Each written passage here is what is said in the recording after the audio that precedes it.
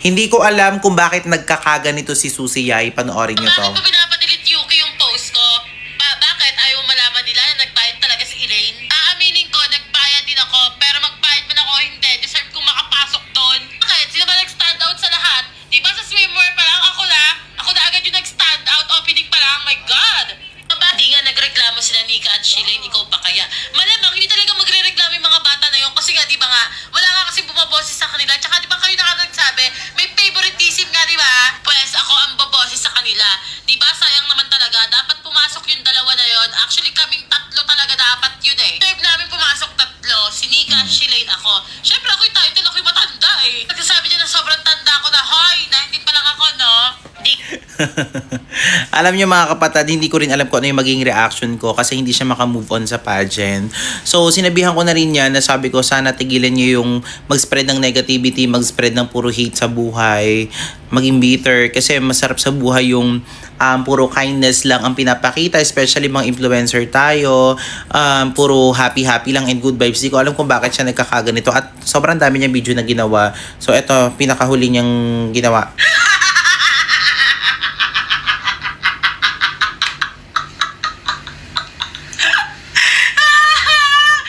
Nagtutulungan na ako ng mga loser!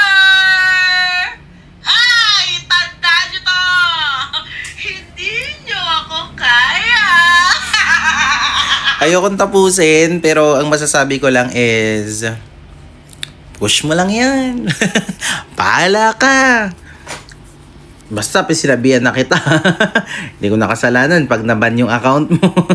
Shilane is the real winner. Alam nyo mga kapatid, kahit naman siguro ako yung judge, alam nyo, isasali ko talaga si Shilane sa top 3. Then yun din yung sinasabi ko. Ang top 1 ko is Sandra. Number 2 ko Nika. Number 3 ko is si Shilane. Then number 4 ko is si Siren, then number 5 ko si Elaine. Kasi syempre alam ko yung capabilities na meron yung kapatid ko at the same time hindi dahil sa alam nyo yan, parang kapatid mo yun, bakit hindi mo siya piliin? Syempre mga kapatid, tsaka masyado nyo siniseryoso yung mga bagay-bagay, no? Vlog po yung ginawa namin na yun, hindi lang talaga namin alam na sobrang bongga. At the same time, eto tandaan nyo ha, alam nyo mga kapatid, ang importante lahat sila nag-enjoy. Huwag nyo po silang pag-away-awayin ha. Kayo lang mga fans ang nag-aaway-away sa kanila, wala pong issue sa kanila. Sobrang galing naman nila lahat sila mga kapatid, lahat sila nag-effort. Yung iba may experience, yung iba walang mga experience, okay? So eto, judge si Ate Kimi kasi ang dami nagsasabi na bakit daw, ang dami daw related kay Elaine, favoritism daw si Elaine sa Manix. Anong sinasabi niyong favoritism? Alam niyo kung favoritism si Elaine doon, all the time kasama si Elaine sa vlog. Pinagsasabi niyo dyan, oh sige, ikaw judge. Sino yung, ay lumiit yung mukha, tumibok. So sino yung, so sino yung ano mo, top 3 mo noon that night? Ah sige, pagkasunod-sunod mo. Top 1, Sandra. Top 2, Nika. Top 3, Siren. Tapos top 4? Top 4, Shilane. Top 5? Si Top Elaine. 5, actually si Sus. So, top 6 si Elaine. O, tignan nyo nga. Tapos sasabihin nyo, favoritism. So, ito yung nanalo. Tignan nyo naman kung gaano kaganda. Very deserving. Tapos, ito naman yung nag-second runner-up. Oh, taray yan.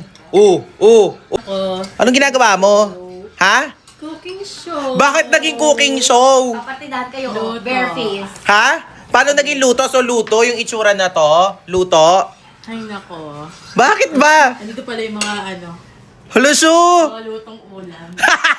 Ayun mga kapatid, kaya huwag nyo sinuseryoso yung bagay-bagay. Importante doon, nagpakita sila ng magandang talents nila, skills nila. At the same time, yung nag-enjoy silang lahat kasi hindi naman importante yung award na matatanggap na meron sila, kundi yung nag-enjoy sila, kung paano sila nag-banding together. Kaya huwag nyo silang pag-away-awayin. Kasi even ako is, gusto ko ring manalo si Shilane kasi ang ganda ng performance. At the same time, very entertainment talaga yung ginawa niya, as in whole pageant talaga as in. So, GB lang, huwag nyong i-bash din sa Elaine kasi binabash nyo ng binabash, wala namang ginagawa sa inyong masama. So, yun lang.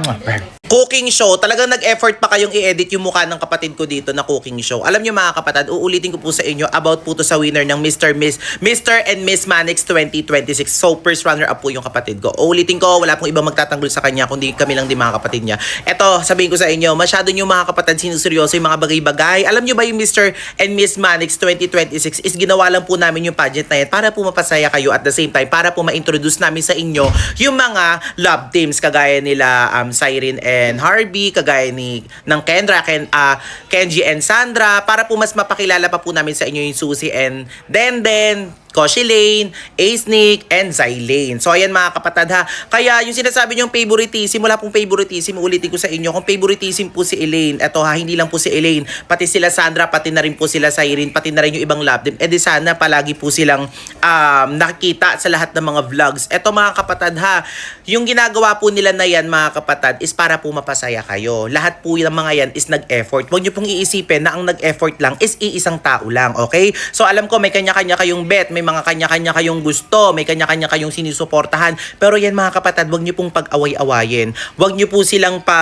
pag-rumble-rumblen kasi lahat po ng yan mga kapatid is magkakaibigan po yan ha. Uulitin ko, lahat po ng candidates, isang manix lang po kami, isang management lang po kami, lahat po yan magkakaibigan. So, ano pa ba? Kailangan pa ba ako i-explain? So, hindi kayo makamove on. Talaga nag-effort pa kayo sa kapatid ko. So, ulitin ko, walang ibang magtatanggol sa kanya kundi kami lang. Kasi, yung kapatid ko hindi niya maiwasang maapektuhan kasi magkakaibigan yan eh, 'di ba? Example na lang, eto ha, sinasabi niyo na binabash siya Elaine kasi sikat daw, kaya daw siguro naging favorite, siguro daw bumasi sa look, bumasi sa favorite, ganito ganyan. Alam ko mga kapatid, matatatag na rin yung mga fanbase ng iba. So, alam ko masasaktan, maraming nasaktan nung hindi pumasok yung mga sinusuportahan nila. Pero syempre at the end of the day mga kapatid, nangyari na ang nangyari. Pero lahat ng yun mga kapatid is at least pinakita nila yung talento nila, pinakita nila yung skills nila, pinakita nila yung galing nila, okay? So, for entertainment purposes, lahat po ng yun. Pero yung result, uulitin ko, hindi po namin decision yun, okay? So, happy lang. Ito yung nanalo, oh. Ito, ayan, yan yung nanalo. Ayan, oh, diba? Ang ganda. Oh, tas ito naman yung second runner-up. Uy, diba? Ang ganda. Ano daw masasabi nyo? Cooking show. Cooking show daw. Yes, I do the cleaning. So, explain nyo sa kanila, di ba? Lahat ng yon is masyado nilang siniseryoso. Kami guys, nag-enjoy At alam nyo ba, hindi Nag-en- talaga namin in-expect yung nangyari. Kasi alam mo, yung tatlo talaga, di ba? Yung gusto talaga Actually, namin. yung talagang tatlo yung gusto namin makapasok sa top 3. Yes. Mm-mm. Kaya kung makapansin nyo guys sa vlog, yung tinawag yung pangalan namin na kasi Hindi mawag kami kami ni masaya. Saya. Hindi kayo masaya. Kami masaya kasi ayaw namin. Gusto namin yung tatlo kasi para mas memorable, di ba? Totoo. Oo. Kasi, kumbaga sa kanilang spot yun dapat eh. Oo, napunta sa inyo. Pero yun nga, wala na tayong magagawa kasi Ganon. ganun talaga. Nagpakita rin naman kayo ng magandang Let's accept the na lang. Oo. Kasi walang- Happy lang. Yes, enjoy life. Oo, at Life least is too short. at least nag-enjoy kayo. Yun naman ang Yes. importante. Lahat kayong Lahat candidate. actually, lahat At saka, kami, guys, ginawa talaga namin yung best namin. At saka tingnan nyo guys, sino bang na-pressure? Sino ba na-pressure ng Q&A? Di ba kaming dalawa? Kaya ayun. Di pa nga tayo. Pero yun nga yung binabash. Pero explain nyo na lang din sa kanila na hindi kayo magkakaaway kasi Totoo. inaano nila. Guys, ano po kami sa management po namin, lahat po kami is magka-close talaga, family talaga kami. So, After nga ng ng pageant eh, Diyos ko. Content. sayo-sayo lang, parang wala lang. Enjoy lang, kaso Enjoy lang. sineryoso Kasi masyado yung ng mga mga- ano talaga, sinuseryoso talaga nila. Kabataan. Oo.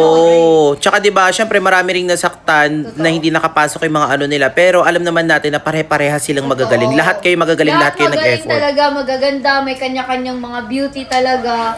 Oo. And Yun lang, narinig nyo na yung opinion nila. Ayan, sila, narinig nyo na. Kayo mag-away-away dyan. So, kung cooking show ang tingin nyo kay Elaine, sige, cooking show na kung cooking show.